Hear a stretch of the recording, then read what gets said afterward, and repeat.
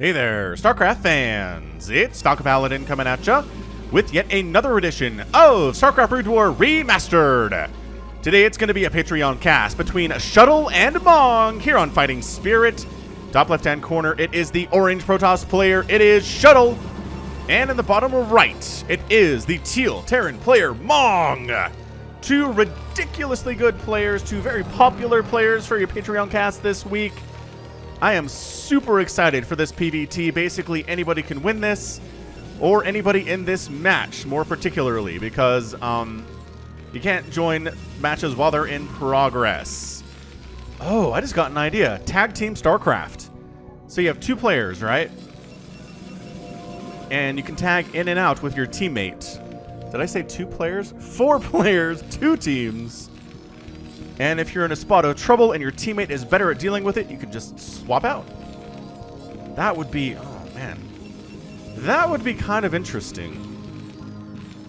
See, look, cannot click on this. There are no notifications. I can do this, and I can do this, but I can't click on this supply depot unless I'm like up here. But, hang on. Down here, and to the right I can. It's the weirdest thing. But yeah, Tag Team StarCraft. I like it a lot. There's Archon mode in StarCraft 2 where 2 players are controlling the same, same player down here, right? So generally you can do it. One person's doing all the macro and building stuff, and one person is just focusing solely on a micro out there on the map and whatnot. I've cast a bunch of Archon games from StarCraft 2, but it really is kind of hard to tell the difference. It's just, pro players are so good at doing both that solely dedicating all of their faculties to one or the other, it's kind of hard to tell it's an Archon match at all, so I don't know. The tag team would be more interesting just because I think it would be awesome to be like, oh, here comes the Dragoon attack. Mong's going to tap out for Last. Last can handle this better, and bam. You would know he's in there instantly, and you'd see the playstyle change and some things, and I think it'd be fun.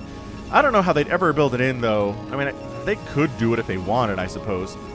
Maybe I'll tweet at Blizzard and be like, hey, guys, let's make this thing a thing in the next version of StarCraft Remastered, eh? How about it? So I've decided I might just start calling these remastered games because at this point, this is StarCraft, right? Nobody's casting games or playing games on the old client anymore. None of the pros are anyway. Obviously, there are people who just have StarCraft Brood War.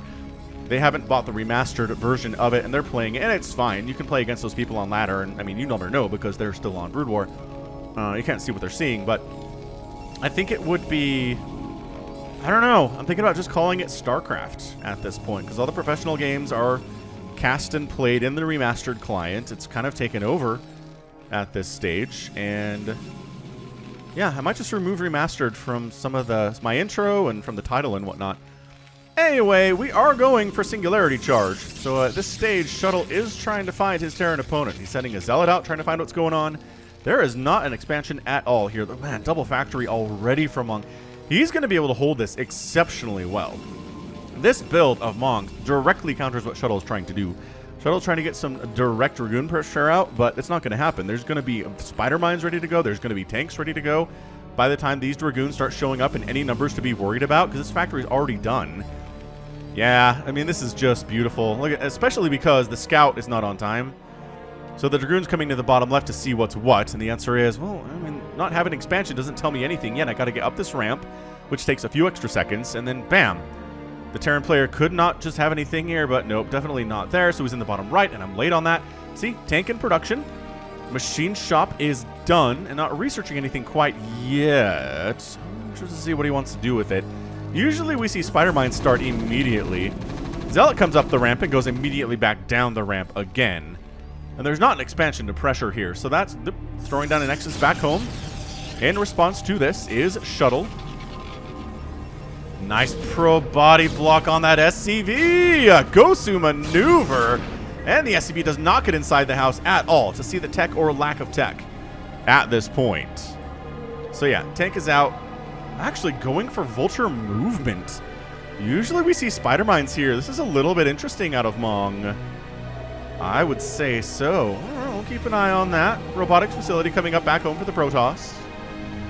Expansion late here for Mong. He does not have any kind of command center coming in, but the double factory really tells me he's planning on being aggressive with this. This is more than you need to defend. I think he's going to go Marine tank. We never see Terran players go for early aggressive opening against Protoss like this. Look at this. He's going, though. This is more of an old school strat. Like, this is something that we saw back in the early 2000s, late 90s when StarCraft was a new thing. What did he see? Why are you going home? He doesn't have any vision over here at all. What spooked him? Maybe he just changed his mind about going down there at all and decided defending is the better way to go because he has an expansion and the Terran player does not. So, it's so interesting. He's getting vulture speed when he doesn't have... I guess he does have vultures here. I'm going to say it didn't seem like I had any vultures here, but he does. Siege mode, I think, would be a little bit better, but all right, we're doing this. We're coming right on in. Oh, he got spider mines. I apologize. He's had spider mines this whole time. Nice pick off on that one, though. Beautifully picked off there. All right, so this pylon's probably going to die regardless. Observatory on the way from Shuttle, recognizing that spider mines are a problem already. He was not quite ready for that. Siege mode coming in, so I think the goal here is keeping these tanks alive. Spider mine. Ugh, does get a Dragoon, but he does separate it from the pack, so the other Dragoons don't take any shots. And he just abandons it. He abandons the natural base, says, fine, this is a one-base attack.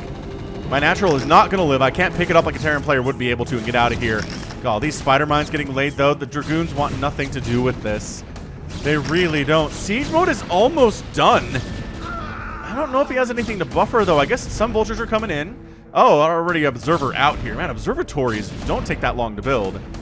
And observers take even less time to build. So the Nexus is going to die, especially with siege mode complete. The Dragoons don't want to come down here at all. Stacking up on that ramp while tanks are firing at you with their shot cannons. Not going to go well for ya. So this is a one base, try to kill your opponent now play from Mong. The vultures might try throwing down more spider mines, but there's two observers here, so putting them anywhere near to this ramp can be problematic. Nice snipe on that tank, though. A little bit aggressive from Mong. Vultures with speed and spider mines at this stage of the game. So annoying. So dumbly annoying here. Getting behind the mineral line, picking off probes. It was a probe advantage here, I think, for Shuttle, but it's 26 to 22 right now. More vultures keep showing up. With that speed upgrade, they can get across the map so quickly. So quickly. Oh, nice save on that Dragoon. Another tank getting focused down. Oh, doesn't even get another shot off there. Well defended by Shuttle. Gets the transport too. It's that drop ship, and all right. Or was that just a vulture? That was just a vulture, because there's not a starport down here. Brandon, focus. We got this thing. We got it. All right, so Dragoons pushing down. And yes, my name is Brandon. I don't talk about that a lot, but and usually when I'm talking to myself when I'm casting, it is Falcon, but that was very strange. That was not intentional at all. Okay, so natural coming down, but a natural already on the way for Mong, so he is ahead. On the economy side of things, he has more workers. He will have a natural base here in about 10 seconds. Bunker coming up. And going to try to Dragoon push with some Zealots and Shuttles to see if he can break it. This game has been so good so far. Ooh, outkicking a little bit there, your coverage. You can't go too far ahead of your observers or you'll catch a spider mine in the face and die. But yeah, two tanks firing. Ooh, is the Shuttle going to come in here? The Zealots do try to get on top of these tanks, unsieging the tanks immediately. So the Zealots will die, but it gives time for the... Oh, try to jump on top of these tanks. The Dragoons are here. And they're trying to focus the tanks down. And that high ground is all that is saving that tank right now. It is very low on HP. SCVs with the body block, trying to keep everybody from getting inside the main base. The missile turret keeping that Shuttle away is really important here, too. For Mong, tanks setting up again in siege mode. How many more Zealots do you have left? The answer is 0. So that's a problem. But natural base, as again, is done for Mong. It's been done for some time. It's more SCVs than probes at this stage of the game. Engineering bay pretty much just used for the construction of missile turrets and the little dudes inside there. Man, this is great. We have just had a absolute run of great games on the channel recently. I don't know what it is. Just fantastic all the way around. So hit that like button if you're enjoying it. Just helps me get more visibility. Leave me a comment. You can do that for the algorithm just so that YouTube recommends me to other people who also like StarCraft and want to come here. I know I've heard of a lot of people comment recently, hey, found your channel just because YouTube kept popping you up in my recommended feed, and they do that if more people engage with the videos when they watch them. It's just one of the things that they do for metrics and for promotion within YouTube itself. So do it. Hit that like button, leave me a comment. I read every comment anybody ever leaves on any of my channels because I love you all. And I want you to be happy, and I like listening to your feedback. That's how this works. Ka-chow! Ka-chow! Northern Nexus warping in, doo-dah, doo-dah. Northern Nexus warping in, oh the doo-dah day. This observer is right between two missile turrets. I think maybe it could sneak out this way without dying. Follow that little corridor, but man, tank count is getting pretty high for Mong. We've talked about this a lot. You know how it works. You gotta have a lot of Dragoons, and you gotta keep that tank count low. This tank count, not terrifying. 30 tanks, terrifying. Even if you have a ton of Dragoons, even if you have a maxed out army of Dragoons and Zealots, 30 tanks, you cannot approach that on the ground. And even if you try to stasis a few of them, there are still enough remaining that they will wreck your face. It's a problem. This turret coming up just in time to snipe that observer, but it is being controlled by Shuttle. So he's not going to allow that to happen whatsoever. Yeah, this third base, I'm loving that from Shuttle. He's got that up and running. He knows that the Terran can't really move out at this stage because he's worried about the Dragoon count. If he moves out, the Dragoons could jump on his unsieged tanks and kill all of them. So we're at a point where he's pretty much turtling in. Oh, that observer died to the turret. I thought you were being controlled. I thought you were being controlled by Shuttle. Attention went elsewhere. That is something that Tastosis talks about quite a bit when they're casting StarCraft is you can only be looking at few things at a time in StarCraft. I mean, if you're casting, you can do this. See a lot of the screen, but that's not as fun to watch for the viewer.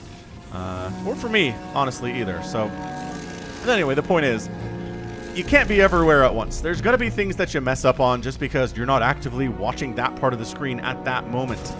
And the best players in the game, if you watch their first-person view, they will be jumping all over the place constantly. They will not stay on any one screen longer than like a second and a half, maybe, if they're actively throwing down micro in a big battle. You know what I mean? And I think personally that's a problem with a lot of players who are lower, is they like watching the battles. And so I do that. I like watching myself in a huge battle, and then I'm like, I didn't make anything for about 3 minutes there.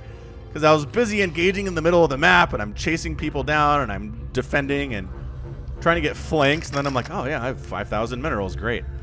But the best are in there, they engage, they go back to the macro, they come back, they continue engaging.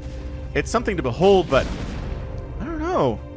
Kind of takes out some of the fun for me, which maybe that's a problem. It probably is. Flyer weapons on the way, and a fleet beacon. Hey! We get the carrier transition. I've seen some comments on the channel recently. Why didn't the Protoss go carriers versus the Terran? I don't know, man. Sometimes they just don't. Sometimes they don't, and sometimes they do. And the Terran player usually has enough time and wherewithal to recognize what's happening, as Karen Boosters is already on the way for Mong. So he fully expects a shuttle transition here. I'm not sure if he's sensor scanned up here or scanner sweeped up here to see what was going on, but he knows to expect carriers. And the deal's going to be trying to get direct shots on those bodies of the carriers with the Goliaths. The carriers are kind of trying to stay on high ground and in between higher ground from the army so they can't get directly hit. It's a very delicate balance you have to strike if you are a carrier controller, but done right by players like Rain, it can go exceptionally well. Shuttle is one of those players too.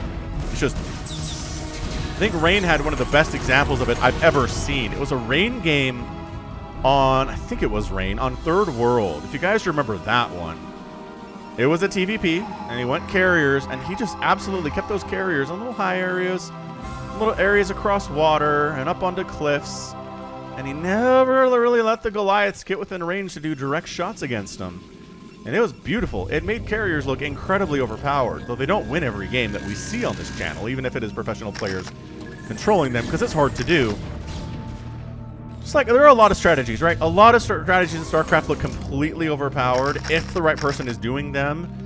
Like, Terran looks completely overpowered if Flash is playing them, but if anybody else is playing them, it's like, okay, I can see ways to beat this. I can see things to do to shut it down and slow it down and cause it problems. And with Flash, it's just like, there are no weaknesses usually. We've seen him beat Like, he hasn't won every game he's ever played, but he just makes it look more terrifying than anybody else ever does.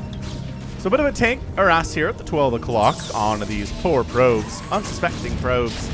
But the Dragoons arrive. They don't have any attack upgrades at the moment because all the upgrades are in fact going to the carriers. That might actually be a tell, right?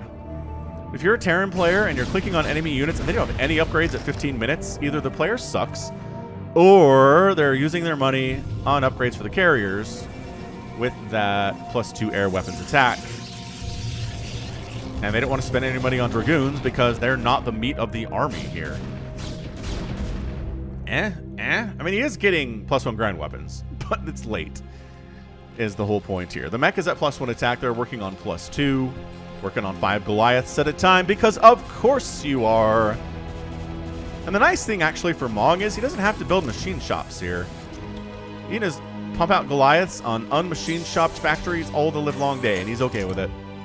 So 3 more carriers at a time in production here. He didn't go right to carriers. But he is basically maxed out here at about 15 minutes. 186 supply. Not quite maxed out here is Mong, but he just has the ground forces and the power to do this. I'm trying to decide if it would make any sense if, like, say, like 4 minutes ago, 3 minutes ago, when this carrier count was nothing, if Mong had recognized what was happening and pushed with all of his tanks, if he could have actually killed Shuttle, if there was a time of vulnerability there and he just decided not to because he's okay with carriers or he didn't want to take the risk, right?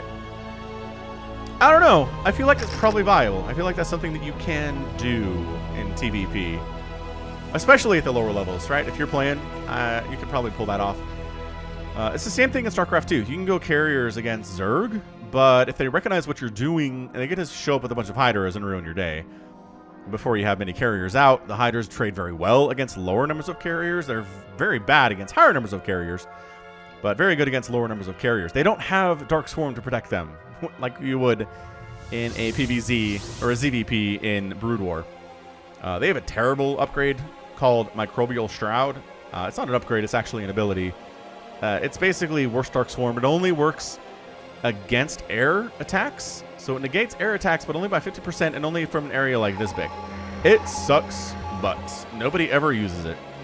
Anyway, the carriers have arrived. There's a bajillion missile turrets ready to greet them at this third, though. So that's real exciting. Meanwhile, Vultures got into the natural. Hey, guys! Vultures can be everywhere at once. Dude, Shuttle's in trouble all of a sudden. He's in an immense amount of trouble all of a sudden. The carriers are like, okay, you have about 20 missile turrets there. All my interceptors are dying. Maybe let's pull back just a little bit. Vulture's getting into the main. Gonna pick off the remaining 4 probes that exist over here. And maybe lay some spider mines. Maybe. Are you out of... Oh, you got spider mines. I mean, there's an observer, though. I don't know. Might as well toss it, is what I think. Might as well use your spider mines, and maybe some zealots will die. Seems like it would be good, right? Right. Shuttle taking this left side base. He's on 4 bases, while Mong is on 3. But that initial shuttle attack did pretty much nothing. It's 64 to 34 workers in favor of Mong right now. Mong is looking good. He is looking good all over. Actually getting Templar energy is Shuttle. I don't... All right. Sure. Let's see how that goes. I guess he's going to try to storm some of this mech. We have seen that from players like Bisu. It's just been a while. Yeah, and you can storm these, and then the carriers finish them off. It does take 2 storms to kill each of these units, but if you storm them once and weaken them up, the carriers have a much easier time with them. You recognize the carriers are staying where there's high ground they can retreat back to, and cliffs they can retreat back to.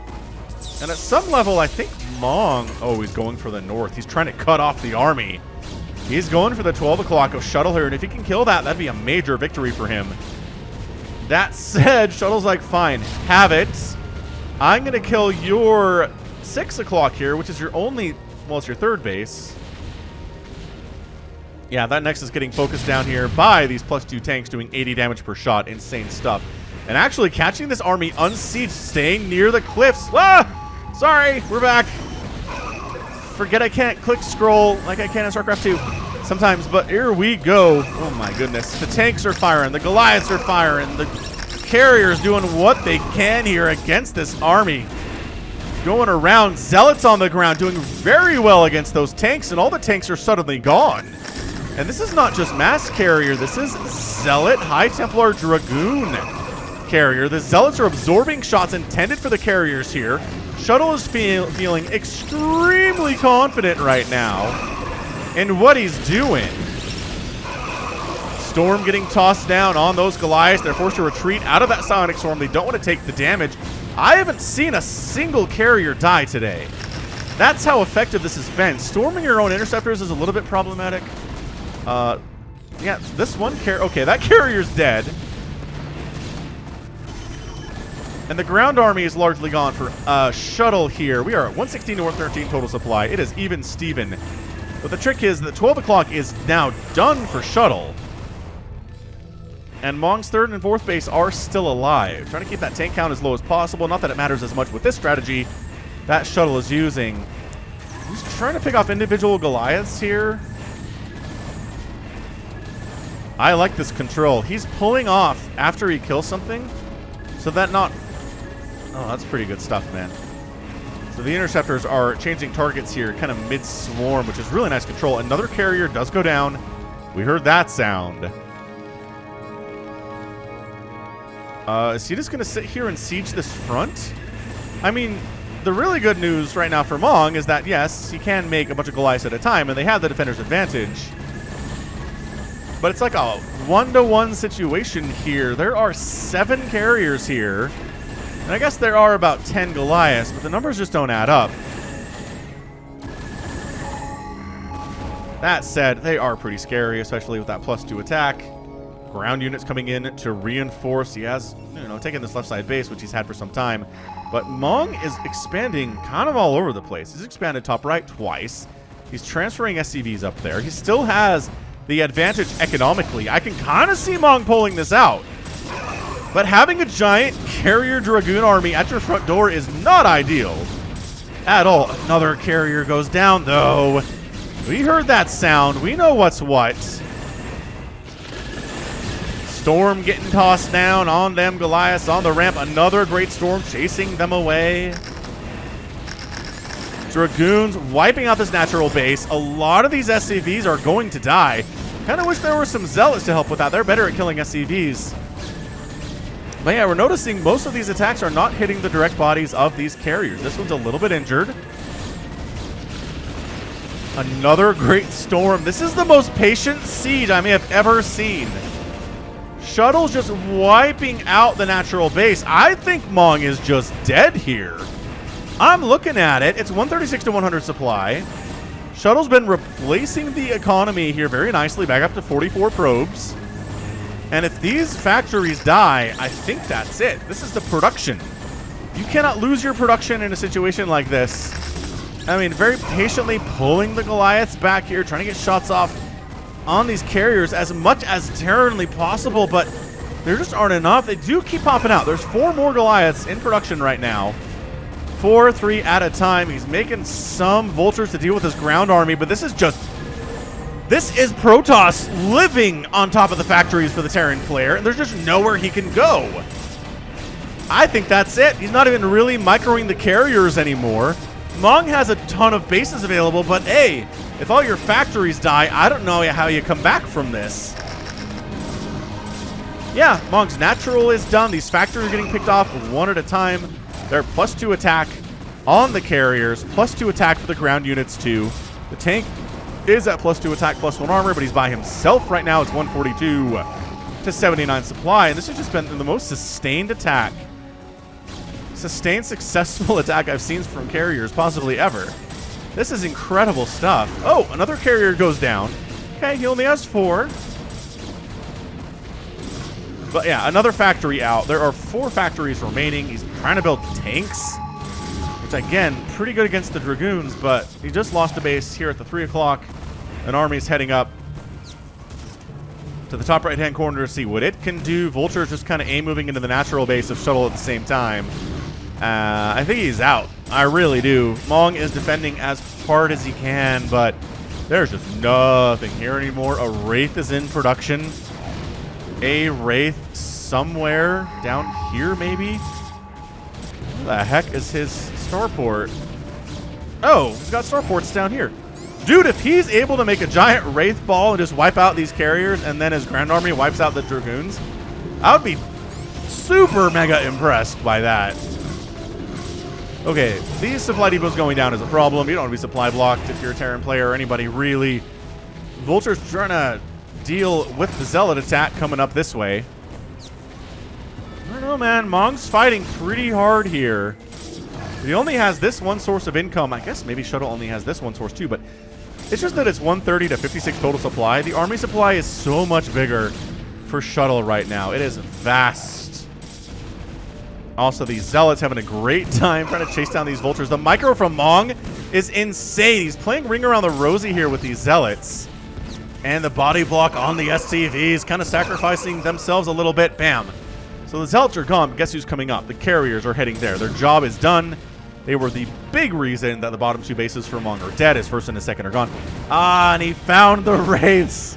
He found them. Cloak was almost done. Ah, Mong taps. Oh, Mong is your winner. Nope, just kidding. Mong taps out. I was so stressed out by the Wraiths. Shuttle gets the win. Mong is done in 26 minutes and 10 seconds. Dude, did you see? Cloak is done right now. That's how close that was. That is how close that was. He was getting Cloak. Actually, did it die because the control tower died? Probably. Okay, hold on. Hit that like button, though. That was great. I mean, I don't know that Mong was going to win the game if his Cloak finished. There was just too much army in general, I think, for the Protoss player. Hang on. Play. Speed it up a little bit. There's your Cloak. Boy, that was fun. That was really fun. These carriers, though. Tell me how many kills you have. Dang it. All right. Hold on. Slow it down.